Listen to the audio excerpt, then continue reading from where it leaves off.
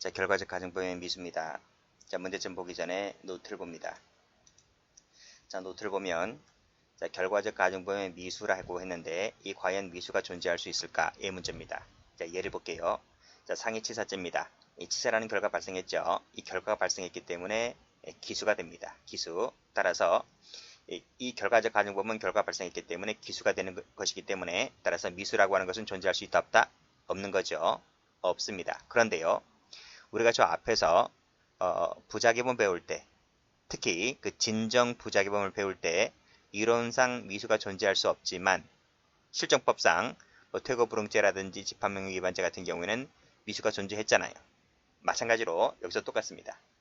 이 결과적 가정법은 결과 발생했기 때문에 이론상 미수는 나올 수가 없어요. 그렇지만 실정법상 결과적 가정법에 미수가 존재하고 있기 때문에 이 자체가 시험 문제가 되는 겁니다. 여기서는 형법과 특별법을 구분해서 공부를 해 두셔야만 됩니다. 이 자체가 시험 문제입니다. 자, 먼저 예를 볼게요. 자, 예를 보면 인질치사상 인질입니다. 그리고 강도 나와 있죠. 강도치사상 해상 강도도 강도의 일종이죠. 강도 색깔칠하겠습니다. 자, 인질, 강도, 해상 강도. 자, 그리고 일수입니다. 일수. 자, 일수를 조심하셔야 됩니다. 자, 일수치사상도 미수가 존재를 합니다. 그런데 일수는 있는데 방화제는 없습니다. 자, 원래 불하고 물은 한 세트라서 같이 따라다니게 되는데 여기서는 헤어집니다. 그래서 일수죄는 미수가 있지만 방화죄는 미수가 없다는 것이 일단 한 문제입니다. 다시 한번 정리할게요. 형법에는 인질, 강도, 해상 강도, 일수 네 가지입니다. 하나, 둘, 셋, 네 가지 경우에 미수범 처벌조항이 있다. 실정법상 있다.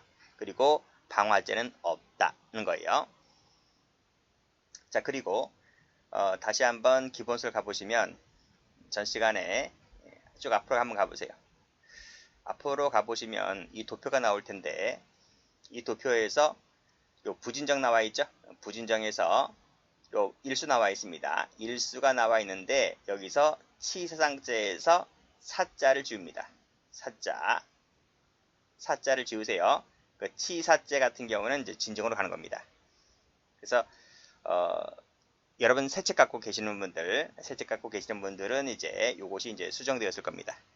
옛날 책 가지고 있으신 분들은 이 부분을 지우시기 바랍니다. 그래서 일수죄 공지방 나와 있죠. 공지방하고 교통방해 여기서는 전부 다 치상만 됩니다.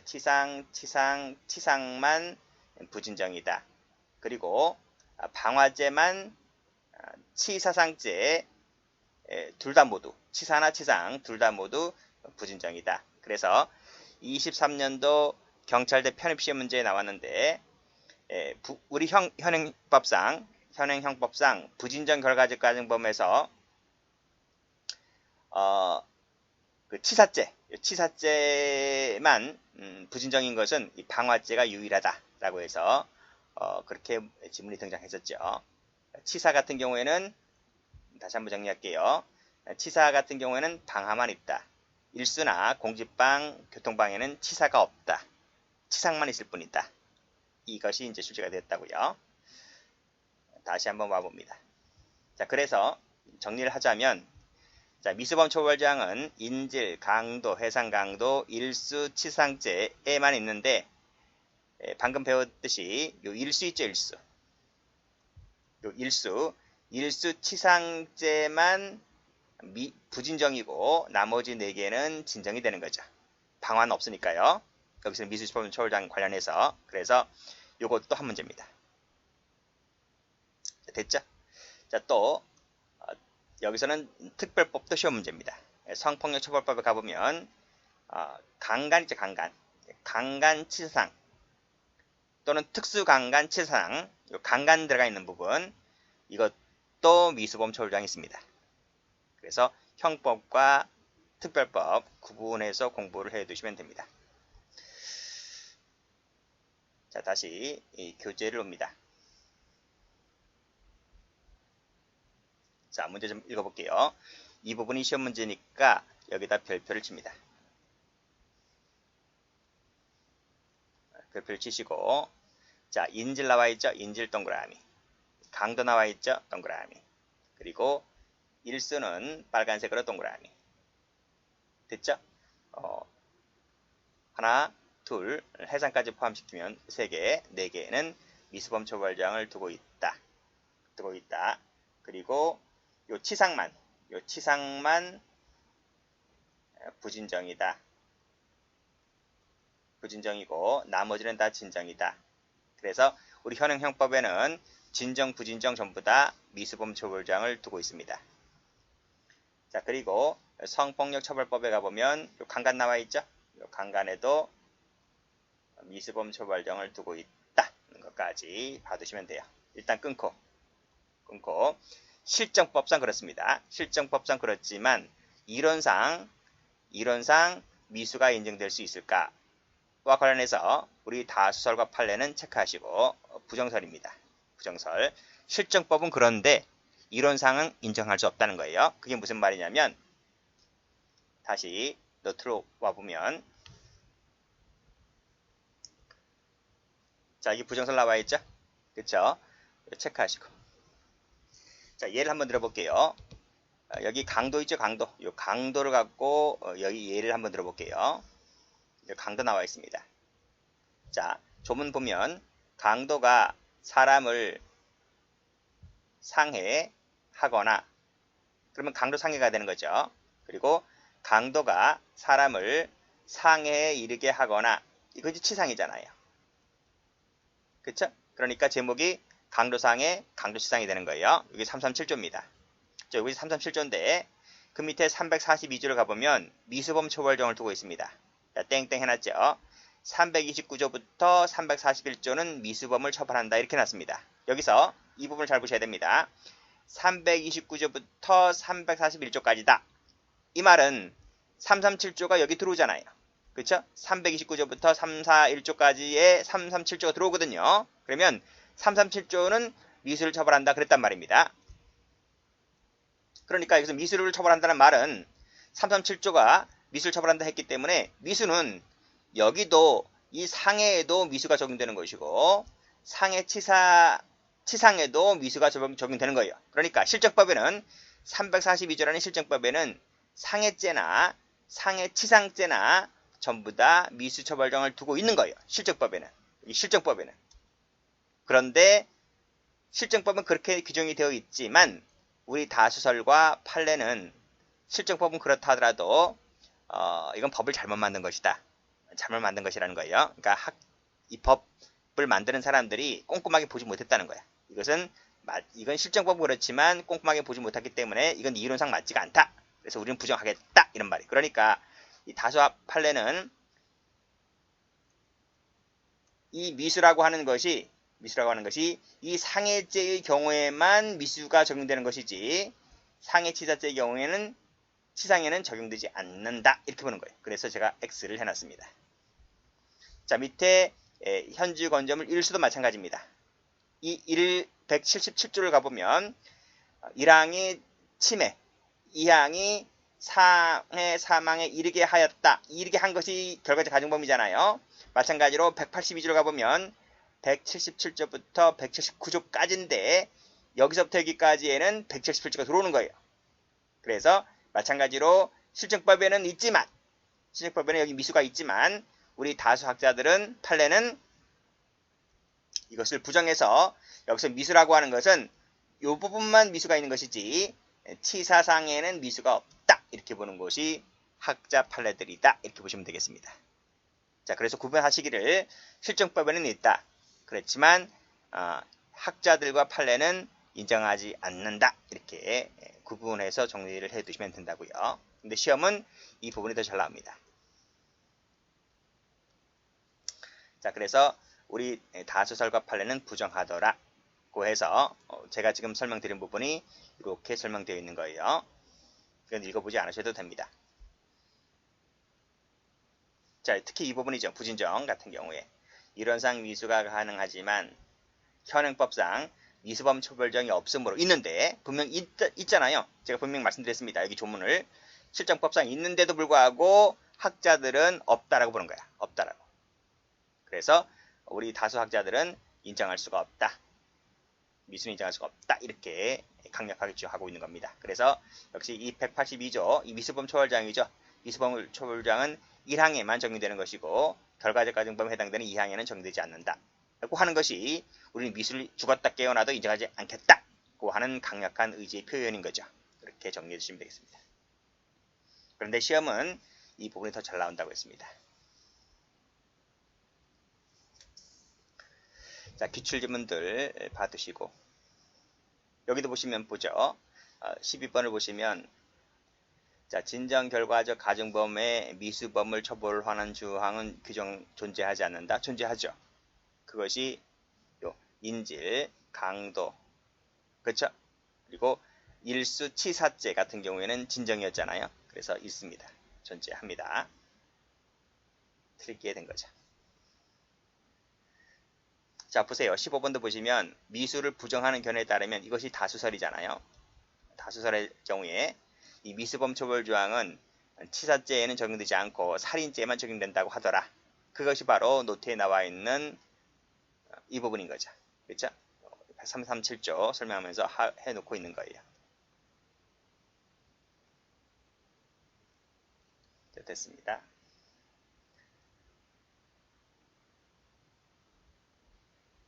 자, 그 다음 두 번째를 갑니다. 공법 문제입니다. 자, 이건 무슨 뜻이냐면 시험도 무지 잘 나오는데요. 자, 문제점부터 읽어볼게요. 자, 공동정범자 일부가 공모한 범죄의 결과적 가중범에 이르렀을 때 이자 말고 일부이자 말고 그 나머지 일부이자 이자에게 또 마찬가지로 결과적 가중범의 공동정범이 인정될 수 있는가가 문제된다는 것입니다. 그 예는 한번 읽어보시고요. 자, 노트 펴볼게요.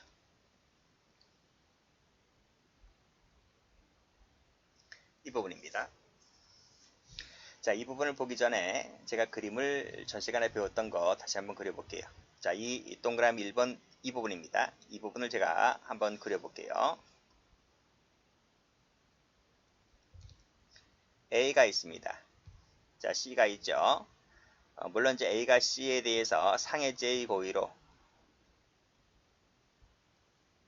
칼을 들고 칼이나 몽둥이를 들고 후려치죠. 그래서 이 사람이 상해를 입고 죽어요. 일이 커지네요. 그래서 상해 치사죄라고 하는 결과적 가중범이 되었다. 제가 설명했잖아요. 그렇죠? 물론 이 중한 결과에 대해서 예견이 가능하다면 이렇게 예견이 가능하다면 치사죄라고 하는 결과적 가중범이 된다. 이건 단독범이잖아요. 단독범. 자, 그러면 B를 한번 볼게요. B라는 사람도 역시 마찬가지로 C에 대해서 상해죄의 고의를 갖고 칼을 쳐들어서 찔렀다는 거죠. 근데 상해를 입었는데 이 친구가 나중에 죽어요. 역시 1번과 같은 논리로 상해 치사죄가 되는 거죠. 그쵸? 결과적 가중범이 되는 겁니다. 이건 단독범이에요. 단독범. 여기서도 단독범.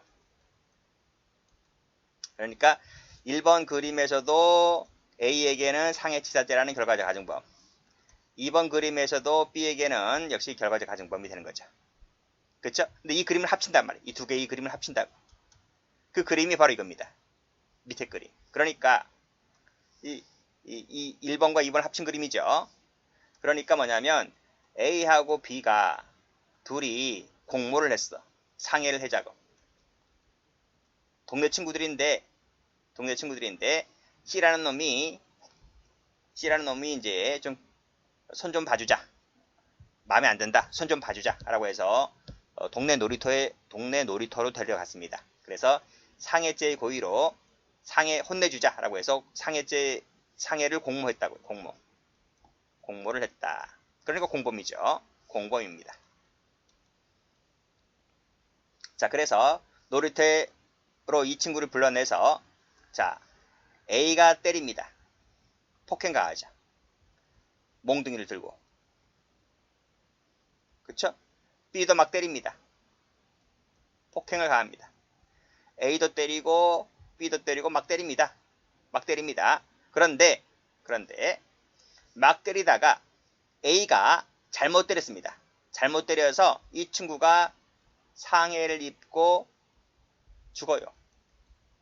사망을 하게 되면 이 A라는 사람은 자기의 주먹에 의해서 C라는 사람이 상해를 입고 결국 이 주먹으로 사망에 이르렀으니까 이 A는 당연히 상해치사가 됩니다. 그쵸? 근데 문제는 여기서 A 주측을 묻고 있는 게 아니라 B 말이에요. B는 무슨 죄가 될 거냐? B도 똑같이 상해치사죄라고 하는 결과적 간범을 물을 수 있느냐 이런 말이죠.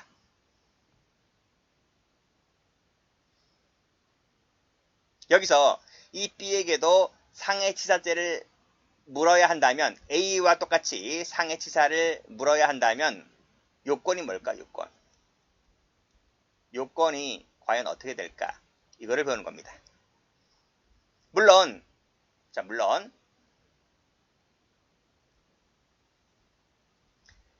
A가 막 때린다고 했죠. C도 막 때린다고 했어요. 때리는데 A도 때리고 B도 같이 때리는데 이 동시에 이 폭행이라고 하는 이 상해의 행위 동시에 이 두 사람이 같이 주먹을 냈을 때 C가 맞았다면 그럴 가능성은 엄청나게 희박하잖아요. 그쵸? 엄청나게 경우의 수가 없는 거예요. 그 동시에 가격을 해서 동시에 맞아서 이 사람이 죽는다는 것이. 분명히 시간차가 있을 거 아니에요. A가 먼저 때렸거나 B가 나중에 때렸거나 시간차가 분명히 있기 때문에 그럴 시간차가 똑같은 경우 시간차가 일치해서 C가 맞아 죽는다면 그건 이견 없이 둘 다 상해치사자가 되죠. 그렇지만 시간차가 분명히 있기 때문에 시간차가 분명히 있다면 그 결정적인 한 방을 하지 않은 나머지 B에게도 이 상해치사죄라고 하는 결과적 간증범을 인정하려면 어떤 요건이 필요하느냐의 문제입니다. 그것이 노트에 나와 있어요. 노트를 보시면 지금 A가 C를 때리고 있는 거죠. B도 C를 때리고 있는 거예요. 이 C는 동일인입니다. 동일인입니다. 놀이터에 데리고 나왔어요. 놀이터에 데리고 나와서 A도 때리고 B도 때리고 막 하는 거예요. 그랬는데 이 A가 때린 것으로 인해서 B가 맞아 죽습니다. 그러면 A 주택은 상해치사가 됩니다. B는 결정적인 한 방이 없었어요. 결정적인 한 방은 A가 한 것이지. 근데 처음에 B도 같이 때렸잖아요. 놀이터에 데리고 와서 A도 때렸을 뿐더러 A도 때렸고 B도 때렸고 그래서 이 B도 첫 번째 때리는 것은 같이 했다는 거예요. 첫 번째 때리는 것을 같이 했다. 기본 범죄 행위를 같이 했다 이 말이에요. 기본 범죄 행위를 A도 때리고 B도 때리고 이걸 같이 했을 것 이런 말입니다. 적어도. 중앙 결과라고 하는 사망이라는 것은 같이 하지 않았죠. 그것은 A만 했을 뿐이죠. 이 중앙 결과라고 하는 것을 같이 하면 좋겠지만 그건 거의 경우의 수가 드물기 때문에 B가 이 중앙 결과라고 하는 것을 같이 하지 않았다 할지라도 이 중앙 결과에 대해서 예견이 가능하다면 즉 기본 범죄 행위를 할 때에 능히 자칫하다가는 야가 죽을 수도 있다. 마저 이 돌멩이나 몽둥이나 칼에 맞아서 죽을 수 있다는 점에 대해서 능히 예견이 가능하다면 이 친구에게도 A와 똑같이 상해치사죄라고 하는 결과적 간증범을 인정할 수 있다는 것입니다. 다시 한번 정리할게요. A하고 B 같은 경우에 이 기본 범죄 행위를 같이 할 것. 그게 행위 공동입니다. 이 행위는 기본 범죄 행위, 기본 범죄라고 하는 것이 생략되어 있는 거예요. 기본 범죄 행위를 같이 할 것, 행위 공동입니다. 두 번째, 이 B가 결과까지 같이 하면 좋겠지만 그런 경우는 거의 드물기 때문에 결과까지 같이 하면 좋겠지만 그것까지는 요구하지 않고 이 결과에 대해서 예견이 가능하다면 A 죄책과 똑같이 결과적 가정법의 공동정범을 인정하겠다는 거예요. 만약 B가 이 중한 결과에 대해서 얘기를 하지 못했잖아요. 그러면 당연히 결과적 가정법의 공동정범 책임을 짓지 않고 그때는 기본범죄만 책임지면 됩니다. 그래서 이 B에게 결과적 가정법의 공동정범을 인정할 수 있느냐의 문제는 중한 결과에 대해서 얘기는 가능했느냐 못했느냐 이것을 가지고 공동정범 여부를 따진다. 이렇게 정리하시면 됩니다. 자, 그래서 다시 교재를 봐봅니다. 자, 예를 다시 한번 읽어볼게요. 이 갑을 두 놈이 병을 상해를 공모하죠. 그리고 놀이터로 불러냅니다. 이때 을이 이 병을 때려서 사망에 이르게 하였을 때 이 을 말고 을은 당연히 상해하여 사망에 이르게 하였기 때문에 당연히 을은 뭐가 돼요? 상해치사가 되는 거예요. 여기서 이 갑은 무슨 죄가 될 거냐 이런 말입니다. 자, 인정 여부 우리 이 판례는 이것을 긍정하죠. 결과적 가정범 공동정범을 우리 판례는 긍정합니다. 어떤 견해 입장에서? 행위공동설적 입장에서. 이것도 알아두셔야 돼요. 시험 문제입니다. 자, 행위공동설은 저 공동정범 할 때 개념이 다시 등장하니까 거기서 자세히 보도록 하고요. 자, 다음과 같이 요구한다. 뭐라 그래요? 기본범죄를 공동으로 할 의사가 있으면 된다. 그 기본범죄가 뭐야? 노트를 펴보면 이거죠. 이 기본범죄 행위를 같이 할 것. 놀이터에 불러내서 A가 때리고 B도 때리고 때리는 것을 같이 할 것 이 말입니다. 그래서 기본범죄 행위를 같이 할 것. 두 번째 행위. 기본범죄 1번과 2번이 합쳐진 것이 바로 뭐예요? 기본범죄 행위죠. 요것을 같이 행위공동입니다. 그래서 행위를 같이 할 것. 결과까지 하면 좋겠지만 결과까지 같이 할 필요는 없다는 거지. 왜? 그것까지는 너무 희박하니까.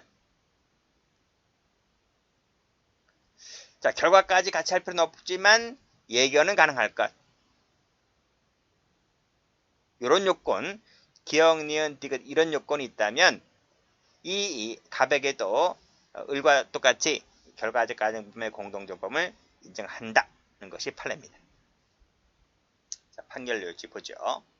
자, 밑에 보면 기본범죄 행위 동그라미, 행위를 공동을 하면 된다. 결과까지 같이 할 필요는 없다. 하면 좋겠지만 그런 경우는 거의 드물어서 그것까지 같이 할 필요는 없고 행위만 같이 하면 된다. 자, 똑같아요. 밑에도. 무지 잘 나오는 판례죠. 수십 번 나왔던 판례입니다. 여기서도 행위를 같이 하면 된다. 결과까지 같이 할 필요는 없다. 자, 그 다음 이제 사실관계거든요. 자, 여러 사람이 상해의 범죄로 중한 상해를 가하여 사망에 이르게 하였을 때 나머지 사람들은 그쵸? 나머지 사람들은 예견이 가능하다면 상해치사라고 하는 죄책을 물을 수 있다 이런 말이죠. 예견할 수 없다면 못 물어요. 근데 예견할 수 있다면 상해치사죄가 된다 이런 말입니다. 자, 이건 사실관계도 중요해요. 자, 갑은 친구 을과 을의 여동생을 강간한 병을 혼내주러 가자는 연락을 받고 그래서 이제 놀이터로 불러내죠. 자, 그래서 막 때립니다. 이 사람도 때리고 이 사람도 때리고 막 때리죠. 주먹 칼로 막 때립니다. 자, 이를 견디지 못한 병이 도망가자 쫓아갑니다. 쫓아가서 을이 떨어뜨린 위 부엌 칼을 들고 격분한 나머지 찌르게 되는데 살인죄의 고의 없다는 말은 상해죄의 고의로 이런 말이죠. 찔렀는데 상해를 입혔는데 죽어요. 그쵸? 그러면 이 사람을 찔러서 죽게 한 그자는 상해치사가 되죠. 근데 찌르지 않은 다른 자도 이 논리대로 하면 다른 사람은 중한 결과에 대해서 예견이 가능했다면 똑같은 죄책을 진다 이런 말이죠. 그게 노트에 나와 있습니다.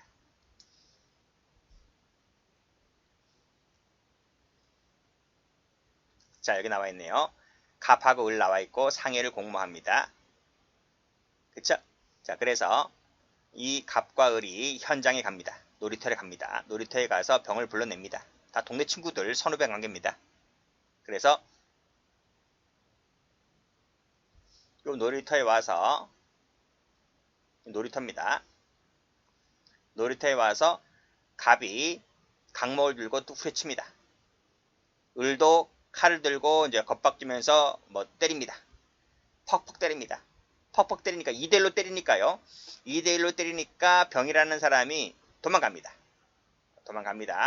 도망가는데 요 갑이 을이 칼을 들고 때릴 때 요 칼을 떨어뜨렸다 그랬어요. 그래서 이 칼 쫓아가서 이 을이 떨어뜨린 칼을 갖고 갑이 칼을 갖고 찌르는데 살인고의 없이 찌르는데 여기서 칼 맞고 야가 죽어요. 그랬을 때 여기서 갑은 무슨 죄가 된다? 갑은 상해치사죄라고 하는 결과적 가정범위 되는데 문제는 이 을이야. 을은 찌르지 않았잖아요. 그렇죠? 칼로 찌르지 않았단 말이죠. 그렇지만 이 을은 놀이터에서 갑과 같이 퍽퍽 때렸잖아. 때리고 했단 말이죠. 즉 기본 범죄 행위는 같이 했단 말입니다. 그리고 이 중한 결과에 대해서 중한 결과를 같이 하진 않았지만 갑이 때릴 때에 사망에 이르게 될 수도 있다는 점에 대해서 예견이 가능했다면 이자도 똑같이 갑과 똑같이 치사죄의 공범이 된다. 이 뜻입니다. 잘 받으세요. 시험 무지 많이 나왔던 판례입니다. 자, 그 다음은 쉬워요. 그 다음은 패싸움 사건 읽어보시고 그 밑에도 마찬가지죠. 그 패싸움 중이란 말은 기본 범죄 행위를 같이 했다. 패싸움을 같이 했다. 이런 말이죠. 한 놈이 칼을 찔러 상대방을 죽게 했다. 그렇죠? 그럼 이 친구는 상해치사죄가 됩니다. 살인죄의 고의가 없이 보통 패싸움은 살인죄의 고의는 별로 없잖아요. 뭐 조폭들도 아니고. 그래서 요 한 사람 같은 경우에 이 사람이 이제 상해치사가 된 건데 다른 공범자, 그렇죠? 다른 공범자가 그 결과는 뭐죠? 사망이죠. 사망에 대한 인식이 없다 할지라도 그렇지만 뭐는 가능하다? 예견이 가능하다면 이런 말이에요. 그러면 이자에게도 똑같이 상해치사죄 공범 처리하겠다 그 뜻입니다. 자, 윤관도 가보죠. 자, 공범 을병이 피해자 A, B를 데려가 각별로 강간하자는 제의를 하여 갑이 장소로 유인하여 A를 강간하였고, 자, 공범자들이 B를 윤간하여, 이것도 강간했죠? 강간했습니다. 그리고 상해를 입혔습니다. 이 상해를 입힌 것은 요놈들입니다. 요놈들. 요 강간해서 상해를 입힌 요놈들이 강간 치상죄가 되는 거죠. 근데 문제는 이 사람이야. 처음에 했던 이 갑. 갑은 강간밖에 안 했잖아. 상해는 이 친구도 했지 나는 안 했잖아. 그쵸? 자, 갑은 A를 간음한 다음에 다시 간음하려고 입을 맞추자 중단했다 이런 말입니다. 과연 이 상해 부분에 대해서도 갑이 책임질 수 있을까? 이런 얘기입니다. 자, 판례 보면 공범자 중 수인이 강간의 기회에 상해를 야기하였다. 이 말이 뭐야? 강간의 기회에 상해를 했다는 말은 이놈들은 강간치상이 되는 거야. 그쵸? 강간치상. 근데 문제는 이 다른 공범자, 여기서는 갑이 되겠죠. 이 갑은 결과에 대한 인식이 없었다 할지라도 예견이 가능하다면 치상죄 책임을 진다 이런 말이죠. 자, 방화입니다. 방화라는 기본 범죄 행위를 같이 하는 거죠. 그래서 방화하기로 공모하고 공격조가 침입하여 내부로 불을 던져 소외하던 도중에 1인이 불을 붙여 화염병을 던졌는데 이제 이것이 화상을 입게 됩니다. 그러면 화염병을 던져서 화상을 입힌 놈은 그게 1인이잖아. 그치? 이 놈은 뭐가 됩니까? 방화치상죄가 되죠. 방화치상죄. 나머지 사람은 뭐야? 나머지. 이 사람 말고. 그쵸? 이 사람 말고 다른 자들은 뭐다? 이 부분에 대해서, 이 화상에 대해서 예견이 가능했다면 다른 자들도 모두 다, 거기 처음에 가담했던 자들 모두 다 치상죄 책임을 진다, 이런 말입니다. 예견이 가능했다면. 당연히 예견이 가능하죠. 방화하고 뭐 화염병 던지고, 이 화염병 던지는 기본 범죄 행위를 같이 한 사람들은 이 화염병이 소주병이잖아, 그렇죠? 소주병에다가 뭐 그런 이물질을 넣고 던지는 거잖아요. 그러면 사람이 잘못 맞으면 다칠 수 있다는 점에 대해서 누구나 다 예견이 가능한 겁니다. 그래서 치상죄 책임을 전부 다 진다 하는 거예요.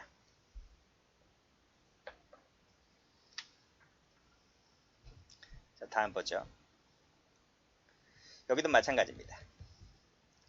자, 일부가 고의로 방화 행위를 하여 사상의 결과를 초래했다면 당연히 이 친구는 방화 치사상죄의 책임을 지겠죠. 다른 자도 예견할 수 있는 상황이었다면 방화 치사상죄의 죄책을 진다, 이런 말입니다. 만약에 가담하지 않았다면 치상상죄로 의뢰를 할 수는 없죠. 가담했을 때 한해서 또 예견했을 때 한해서 책임지는 것이지 공모한 바 자체가 없다면 책임지지 않는다, 이런 말입니다. 출제가 많이 되었던 판례입니다. 자, 마지막으로 볼 것이 교사방조입니다. 이것도 출제가 잘 돼요. 자, 문제점 나와 있는데 노트를 펴봅니다.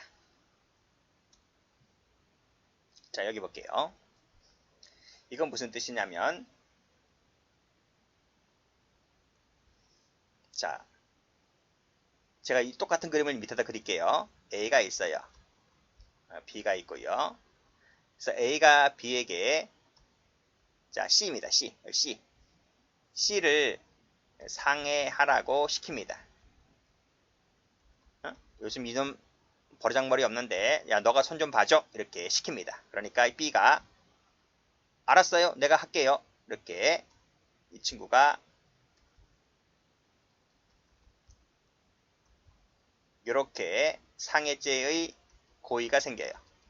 이 사람이 시키니까, A가 시키니까 그런 마음이 없던 B가 A가 시키니까 알겠습니다, 제가 혼 좀 내주고 오겠습니다 라고 상해죄의 고의가 생긴다고요. 자세한 것은 교사할 때 말씀드립니다.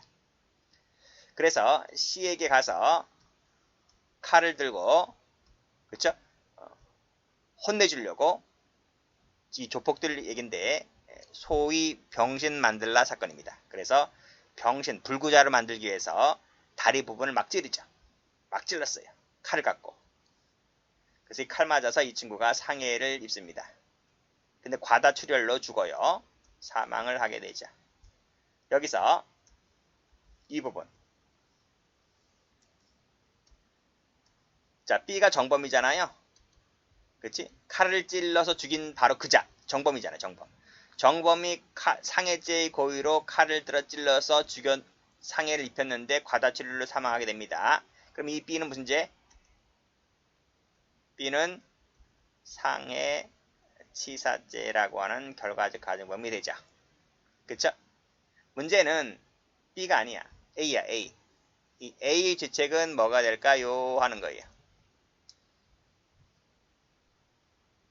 됐어요? 자, 똑같아요. 요 A라는 자가 요 중앙결과라는 사망에 대하여 예견이 가능했다면, 즉, 야, 병신 좀 만들어라, 이렇게 교사할 때 이 친구가 이 C를 만나서 자칫하다가 사람의 사망에 이르게 할 수 있다는 점에 대해서 예견이 가능하다면 똑같이 A도 B와 마찬가지로 상해치사죄가 됩니다. 그 죄의 교사가 되는 거죠. 만약에 예견을 못했다, 그러면 상해치사는 아니고요, 상해만 시켰으니까 그때는 상해죄만 됩니다. 교사는 똑같죠. 그래서 예견이 가능했다면 중앙결과의 교사범, 못했다면 기본범죄의 교사만 됩니다. 그것이 바로 노트에 제가 적어놓은 거예요. 이제 이 그림 이해되시겠나요? 그렇죠? 여기 나와 있습니다. 예견을 못했느냐 했느냐에 따라서 상해죄냐 치사죄가 됩니다. 꼭 좀 알아두셔야 돼요. 다시 교재를 봐보시면 자, 무지무지 중요한 판례입니다. 별표 치시고 교사자가 피교사자에 대하여 상해나 중상해를 하도록 시켰는데 이 친구가 알겠습니다. 네, 그거 하겠습니다. 했는데 얘가 죽입니다. 그랬을 때 당연히 이 친구는 상해한다고 했는데 살인까지 한 이 친구는 상해치사가 되죠. 그쵸? 근데 이 교사자에게 있어서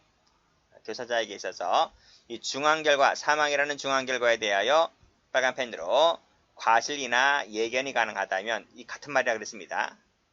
이거와 이것이 같은 말이라고요. 이 과실이나 예견 가능성이 있다면 이 교사자에게도 상해치사죄 죄책을 지우겠다 이런 말이에요. 만약에 과실이나 예견 가능성이 없다면 그때는 상해죄, 중상해죄밖에 안 되겠죠. 그렇죠? 요 말은 뭐다? 예견하지 못했다면 이 말이야. 됐죠? 무지무지 출제가 잘 되는 판례입니다. 그리고 제가 여기서 요것만 동그라미 쳤잖아요. 그쵸? 요것이 있을 때 중앙 결과가 된다고 했잖아요. 그런데 시험 문제는 이것도 나옵니다. 요것을 교사자입니다. 이것을 피교사자가 그러면 틀려요.